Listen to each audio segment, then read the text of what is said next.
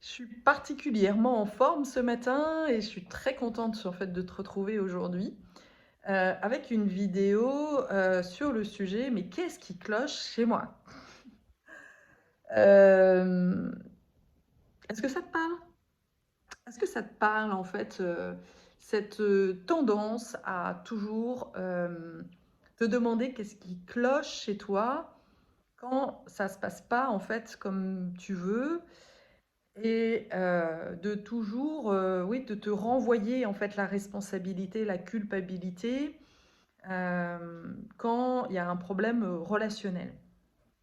Si c'est ça, si ça te parle, alors reste avec moi, tu vas voir, ça va être, vraiment libérateur pour toi, ce que j'ai à te dire. La raison pour laquelle tu penses que, il y a quelque chose qui cloche chez toi, déjà, si tu crois qu'il y a quelque chose qui cloche chez toi, c'est qu'il y a un jugement. Il y a un jugement que bah, tu n'es pas comme il faut. Qu'il y a quelque chose voilà, qui est cassé, qui est pas, pas adéquate, et que c'est l'autre, en fait, qui fonctionne bien. Toi, tu fonctionnes pas bien, l'autre, il fonctionne bien. Ouais.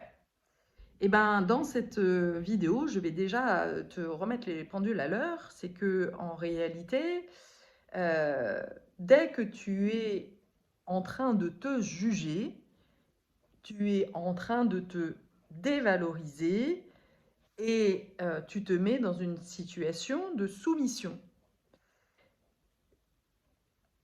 Le problème à la source de ça, c'est que tu n'as toujours pas compris qu'il y a des gens, en fait, qui sont pas gentils. Il y a des gens, en fait, qui sont toxiques. Et même si tu en as certainement déjà bien rencontré plusieurs, en fait, sur ton passage, eh bien, il y a toujours une part chez toi qui est dans l'espoir, en fait, de réparer plutôt l'autre. Et pour réparer l'autre, bah, en fait, tu te mets en situation de soumission. Et l'autre chose aussi qui est importante, c'est que tu crois qu'il y en a un qui a raison et l'autre qui a tort. Donc toi, tu aurais tort et l'autre, il aurait raison.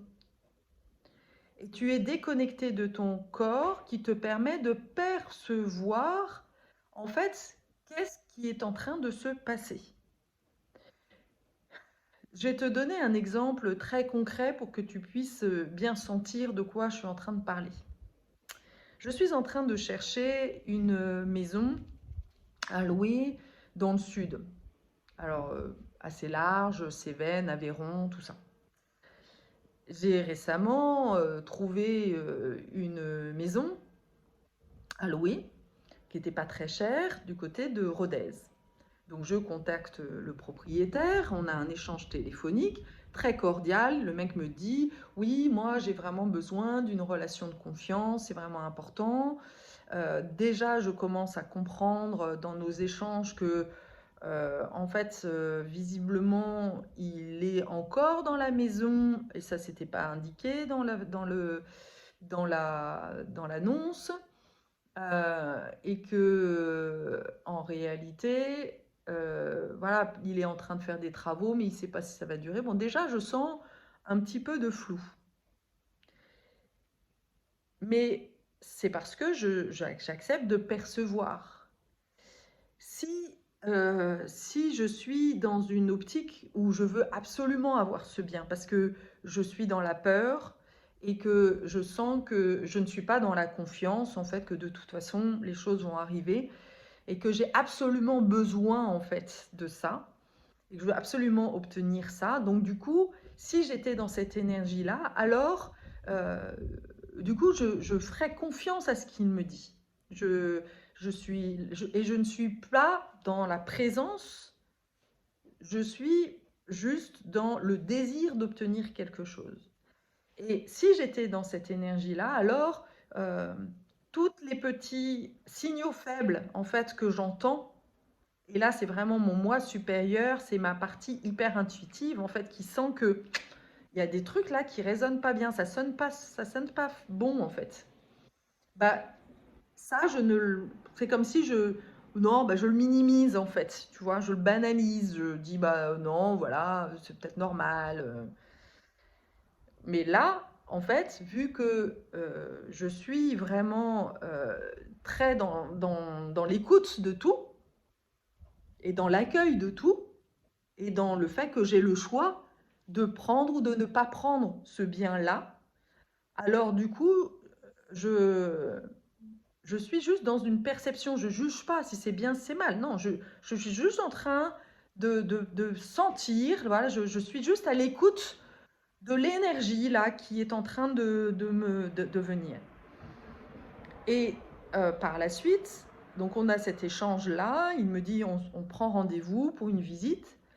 Et ensuite, il m'envoie en fait un message en me demandant des documents pour justifier mon salaire, etc. Donc là, deuxième signaux faible de dissonance entre on se fait confiance et en fait, non, je suis comme tout le monde, je demande en fait des justificatifs, etc.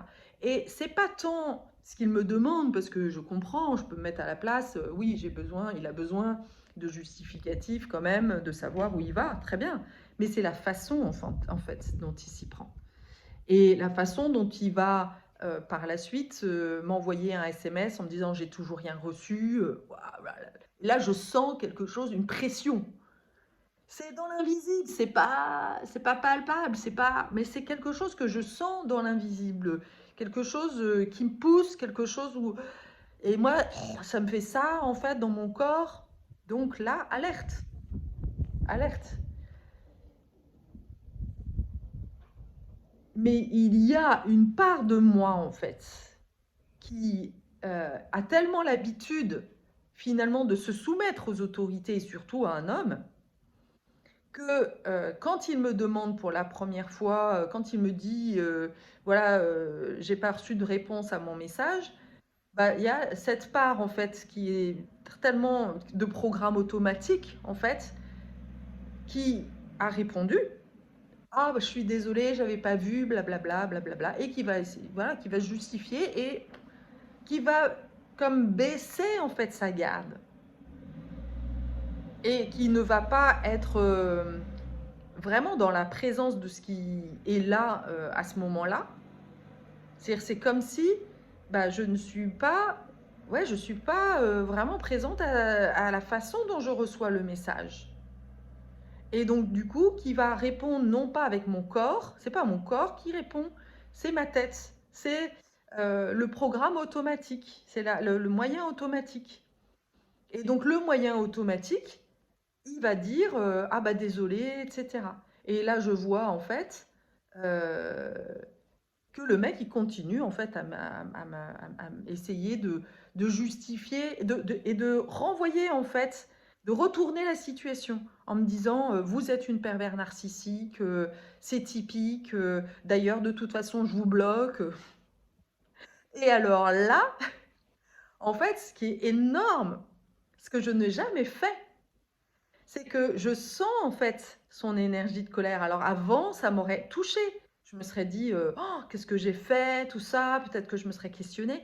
Mais là, en fait, je me laisse traverser en fait par son énergie et je prends son énergie parce qu'en réalité, dans l'énergie de la colère, bah il y a énormément d'énergie. Donc je vais prendre son énergie et à la fois, ça coule en fait. C'est c'est c'est ni bien ni mal en fait, c'est juste de l'énergie. Alors waouh, je me fais une douche d'énergie et ça me fait trop rire en fait. Et là je comprends, mais un truc de malade, je sais même pas si tu vas pouvoir comprendre ça, mais c'est énorme en fait. C'est vraiment énorme à quel point en fait le jugement de l'autre, quand tu n'es plus attaché à ça, quand tu te laisses quand tu quand es complètement, tu es tellement consciente de qui tu es et tu es tellement détaché du regard de l'autre que ça te fait marrer en fait de voir à quel point il patauge quoi. Là, je vois le mec en train de patauger, il comprend même pas ce qui lui arrive, quoi. Parce que évidemment, c'est lui le pervers narcissique. Évidemment que c'est lui qui est toxique, mais qui veut absolument croire que non, il détient encore la vérité et que tout ça, quoi. Et c'est ok. Enfin, j'ai tellement en fait compris que on est dans un monde de dualité et qu'il y a dans ce monde des gens qui sont là pour te descendre, pour te prendre en fait ce que tu as à prendre, pour te manipuler, pour tout ça. Et puis il y a des autres qui sont là pour t'élever, qui sont là vraiment dans l'ouverture du cœur et tout ça. Et maintenant, c'est tellement clair pour moi, c'est comme si tout, allez, paf, dès le direct, en quelques moments, ça y est, je sais, et je ne le juge pas, je dis pas enfin, oui, j'ai dit qu'il est toxique, bon, c'est déjà un jugement, ok, je détruis et je renvoie à l'envoyeur. Mais en tous les cas, c'est pas ce type de relation que je veux, en fait. Et donc là, en fait, ce qui est énorme, c'est que le plus important n'est plus euh, de trouver cette maison, c'est-à-dire que je sais que je vais la trouver, en fait. Je n'ai pas de doute sur le fait qu'il y a quelque part un propriétaire avec lequel ça va être fluide, ça va vraiment être en confiance et qui sera trop content de trouver une personne comme moi sur son chemin. Et moi, je vais être trop contente de trouver un mec comme lui ou une femme comme elle. D'ailleurs, peut-être ça sera une femme. Ouais, je sens que ça sera une femme. Et que, et que voilà, et que ça va matcher en fait. Que je ne cherche pas absolument que ça fonctionne quand je trouve un bien disponible, en fait. Je sais qu'à un moment donné, paf, il y a un truc qui va se passer là, ça va arriver. Parce que justement, au fur et à mesure des personnes que je rencontre, non, c'est comme si j'envoyais à l'univers, non, bah celui-là, non, j'en veux pas en fait. J'en veux pas parce que je sais que si je fais un accord avec ce personnage-là, j'aurai toujours des problèmes en fait. On n'arrivera pas à se comprendre. Et puis moi, j'aurais pas à cœur vraiment de prendre soin. D'ailleurs, il y avait que 2 photos sur son truc. C'est chelou en fait. J'ai pas envie en fait. Voilà. Et ça me dit non dans mon corps. Donc j'écoute ça. C'est pas avec ça. C'est pas ce type de personne que j'ai envie de, de faire un accord parce que c'est bien pas. Voilà, c'est comme trouver un travail, tu vois. C'est exactement la même chose quand tu cherches un travail. Eh ben, si tu es dans le besoin, que tu crois que il faut absolument avoir un travail parce que tu vas avoir des problèmes financiers, eh ben, tu vas accepter tout, en fait. Et puis après, bah, quand les choses vont se compliquer, que tu vas pas t'entendre, eh ben, tu vas te dire ah ben, je suis conne, pourquoi j'ai choisi ça, etc. Et c'est là où tu vas te redire mais qu'est-ce qui cloche chez moi? Mais en réalité, il n'y a rien qui cloche chez toi. C'est juste que quand tu as décidé de, de faire un pacte, c'est vraiment ça. C'est faire un accord, faire un contrat. Quand on est dans un contrat de travail, un contrat de mariage, un contrat, tous les contrats, les amis, tout ça, en fait, il y a un accord, en fait, à un moment donné. Et donc, quand tu fais un accord, bah, il faut que tu sois consciente avec qui tu fais un accord. Est-ce que tu fais un accord avec un ange, avec quelqu'un avec lequel tu peux vraiment, tu sens que c'est quelqu'un de bon pour toi, ou est-ce que tu sens que tu es en train de faire un accord avec le diable? C'est un peu ça, tu vois. Et encore, voilà, le diable, j'ai encore une autre version de ça, mais en tous les cas, des personnes qui sont pas dans cette même vibration que toi, en fait. Et donc, si c'est des personnes qui ne sont pas dans la même vibration que toi, bah, forcément, à un moment donné, il va chercher à prendre le contrôle sur toi. Et une façon dont les personnes qui veulent contrôler ont de contrôler, c'est de te dévaloriser, d'essayer de te renvoyer que c'est toi le problème. Je l'ai tellement vécu les 2 fois en fait où on m'a viré de manière mais violente en fait dans mon parcours professionnel, c'était à un moment où ça y est, j'avais tout visualisé, j'avais tout compris, j'avais identifié que l'entreprise n'était pas du tout cohérente. Et en réalité, je n'ai pas pris mon pouvoir personnel de dire, attends, non, là, en 3 mois, bah, j'ai senti en fait que le message qui m'a été transmis au départ dans le recrutement pour me recruter et ce que je vois sur le terrain n'est pas cohérent. Alors, ok, c'est pas grave, soit on se met d'accord en fait, je vous renvoie ce que moi j'ai vu et voilà, je vous dis clairement ce que je peux faire ou ce que je peux pas faire. Et est-ce que ça vous va ou pas? Mais en réalité, je n'ai pas pris mon pouvoir, en fait. J'étais tellement enfermée dans ce besoin de rester dans ce job que bah, c'est pour ça que c'est devenu de la merde, en fait. Et d'un côté, moi, j'ai vu ça et ça m'a semblé tellement violent. Que je l'ai renvoyé sans prendre conscience il n'était certainement pas conscient de cette incohérence-là. Et donc, bah, forcément, la violence avec laquelle je leur ai renvoyé, eh ben, ils me l'ont renvoyé et c'est comme si tout d'un coup, je levais le voile, en fait, sur tous les mensonges qu'ils essayent évidemment, de cacher, voilà, c'est de la manipulation, tout ça, c'est leur jeu. Mais moi, je suis en train de dévoiler tout ça. Alors, évidemment, ils se sentent en danger. Donc, ils vont me renvoyer en fait des jugements, le fait que je ne suis pas assez bien, qu'ils ils ne peuvent pas avoir confiance. Et, euh, et si j'accepte ça, bah voilà, ça m'écroule. Je m'écroule. Mais en réalité, voilà, si tu es dans la confiance de qui tu es, il n'y a rien qui s'écroule. Le jugement qu'on te renvoie, bah, il n'a pas de valeur en fait. Ça te touche pas puisque tu sais, c'est l'exemple que je dis, que je donne toujours en fait aux personnes que j'accompagne.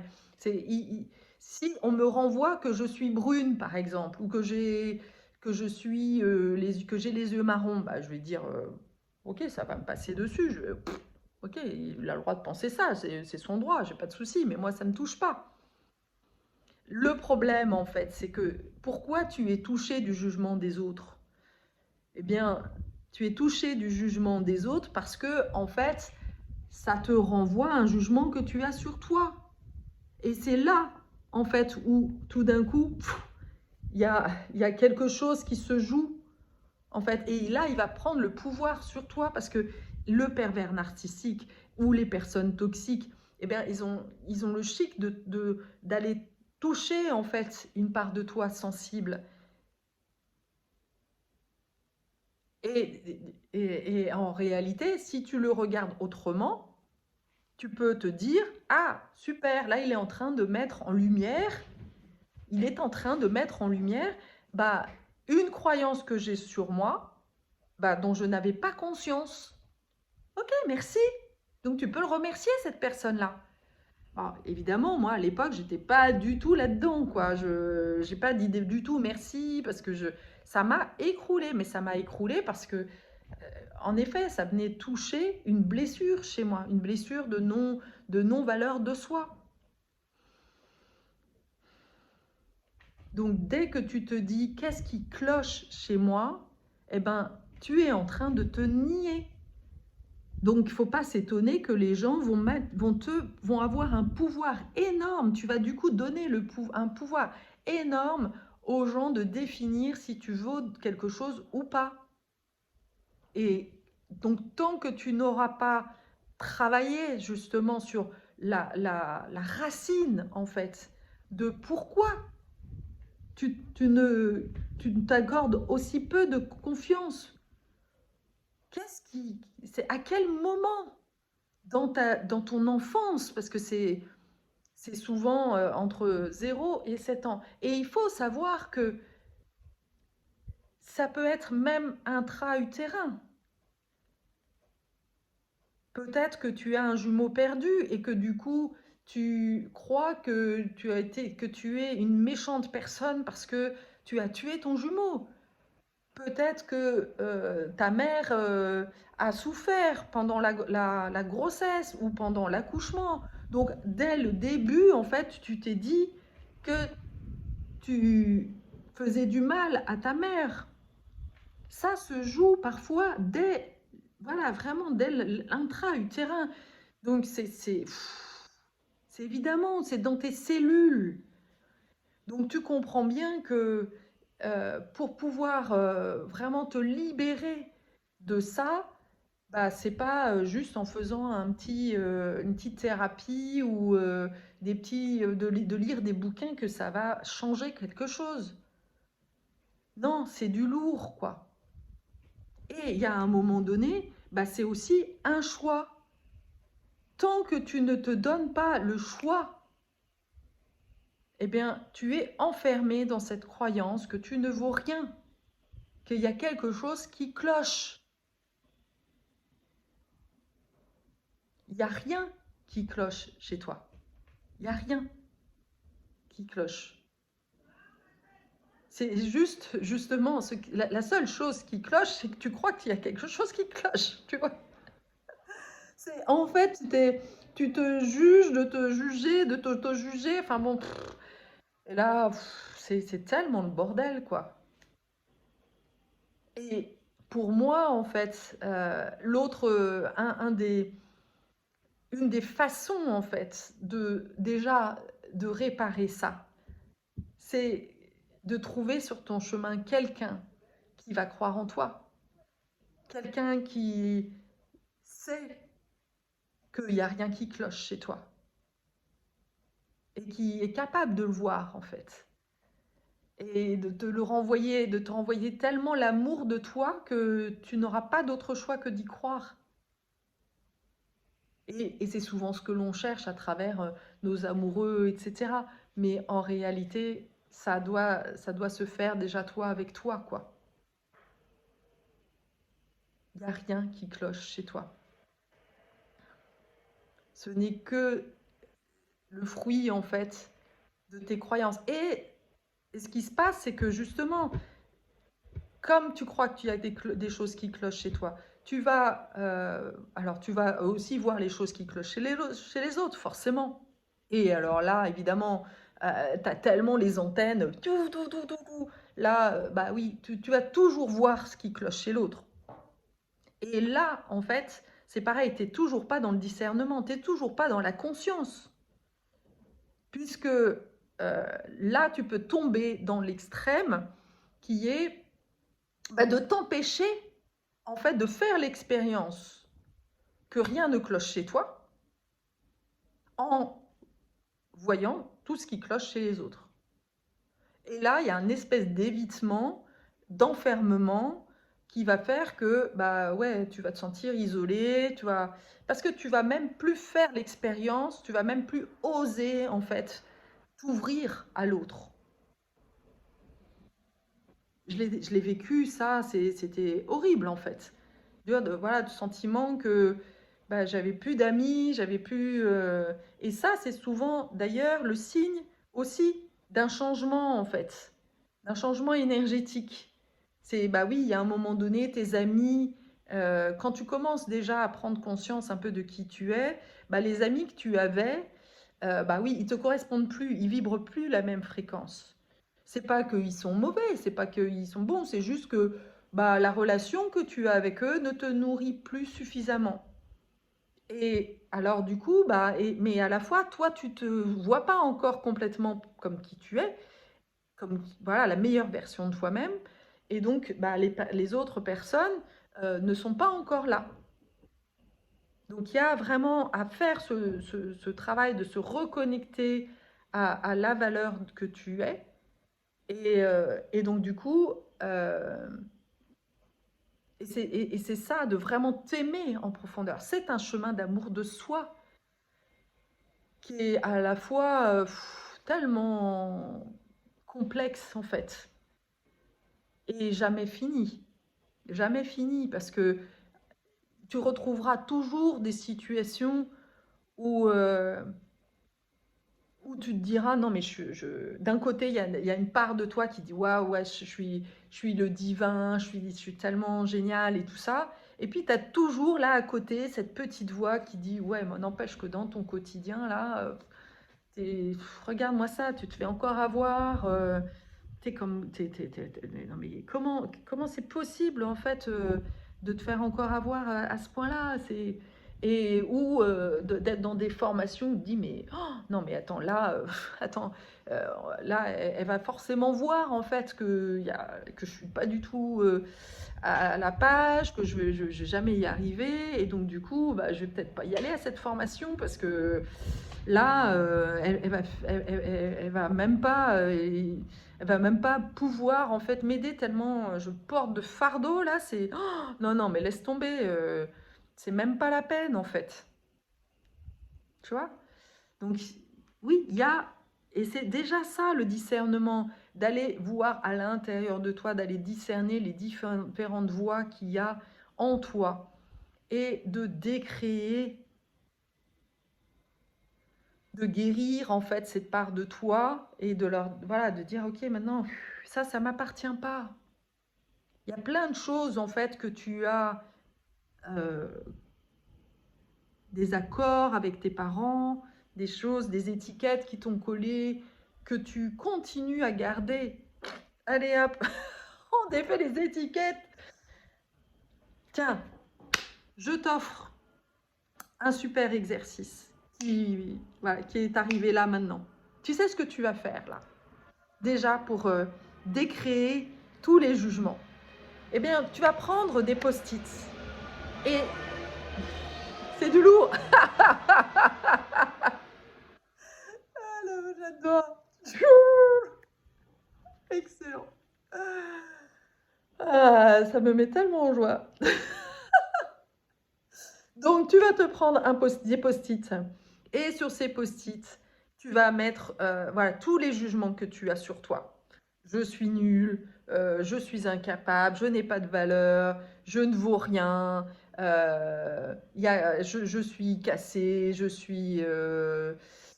y a quelque chose qui cloche chez moi, je ne mérite pas des amitiés, voilà, tout ce qui te vient, vraiment, laisse-toi aller. Et à chaque fois donc, que tu écris et tu lis, je suis nul, je suis machin, et tu te le colles. Voilà. Et donc tu vas te coller toutes tes étiquettes là, toutes les étiquettes que l'on a, tous les jugements que l'on a portés sur toi, tous les jugements que tu portes sur toi, tu te les mets, toutes les étiquettes, voilà, sur le front, partout. Voilà. Tu vas être rempli d'étiquettes parce que c'est incroyable en fait les étiquettes que l'on se met en fait. Euh, et ensuite, je t'invite vraiment à trouver une musique vraiment inspirante. Alors j'en ai une que je mettrai dans la description parce que là je n'ai pas mon téléphone, je sais pas, bah évidemment, mon téléphone. Je suis en train de faire la vidéo avec mon téléphone, donc évidemment il est juste en face de moi, mais je ne le voyais pas. Ok, tout va bien. Donc, je mettrai le lien en fait de la musique que je te recommande pour te relier vraiment eh bien, à la part la plus précieuse en toi. Comme si en fait tu avais en face de toi voilà, l'univers, le divin, le messie, la personne qui a le plus de valeur pour toi en fait. Tes parents intérieurs, ton moi supérieur, voilà, ton moi supérieur, ton âme en fait. Tu as ton âme en fait, tu te relis à ton âme. Vraiment en écoutant la musique, tu vas voir, tu vas te relier à la meilleure version de toi-même. Et vraiment, je t'invite d'ailleurs à vraiment sentir cette part de toi qui est sans jugement envers toi-même et qui t'aime profondément en fait. C'est vraiment hyper puissant, tu vas sentir ça, c'est magnifique. Et, euh, et donc, en conscience, tu vas prendre un une étiquette, tu vas la relire et en conscience, tu vas déchirer, tu vas vraiment comme tu veux, tu en fais ce que tu veux, tu le déchires, le, le, le broies, tu le détruis et tu le jettes. Tu dis ça m'appartient pas. Et vraiment, tu le décris et tu le renvoies à l'envoyeur. Ça appartient à ton père, à ta mère, qui eux-mêmes étaient inconscients. Et c'est ok, on n'est pas là pour... tu peux avoir la colère aussi qui vient de... Voilà, envers ses parents qui t'ont... Mais ça sert à rien. C'est pas... Ça sert à rien. Ils n'étaient pas conscients. Voilà. Et l'idée, c'est vraiment déjà de te défaire de tout ça. Et donc, tu t'es fait tes étiquettes en conscience, mais tu te libères et c'est comme si tu enlevais en fait toutes les énergies négatives qui sont là en fait. Et vraiment, tu sens la vibration négative qui s'en va. Et c'est très, voilà, tu vois, c'est très chamanique aussi, hein, c'est très énergétique. Ok, ça, j'enlève ça. Et il y en a peut-être certaines qui vont être plus difficiles, dire ah bah ouais, non, mais ça quand même, bah ouais, ça franchement, je le vois tous les jours, que je suis nulle, que je suis pas à la hauteur, que bah oui, pourtant j'ai la preuve que ça c'est vraiment vrai. Enfin, non, ça quand même, je peux pas dire que ça appartient. Et vraiment prends le temps qu'il faut pour vraiment aller sentir que tu es prête de déconstruire ça et d'enlever les résistances, d'aller sentir les résistances en fait. Ok, bah ouais, je sens qu'il y a là, il y a une résistance, donc je détruis aussi la résistance de m'enlever ça. Ok. Et quand c'est juste pour toi, bah tu jettes. Et peut-être qu'il y en a certaines qui vont rester parce que tu vas pas pouvoir faire tout d'un coup. Alors tu les remets quelque part, tu les laisses et au fur et à mesure tu les enlèves. Voilà. Et vraiment, et dis-moi après en commentaire comment ça a été pour toi de faire ça. Qu'est-ce que tu as perçu? Qu'est-ce que tu as expérimenté? Je suis sûre que tu vas expérimenter des trucs de malade. Vraiment. C'est c'est tellement puissant. C'est quelque chose auquel j'avais jamais pensé, mais je suis sûre que ça va être super puissant et je vais le faire aussi. Voilà, j'ai pas de post-it là tout de suite, donc je ne pouvais pas le faire, mais vraiment, je vais le faire aussi et je te ferai un retour.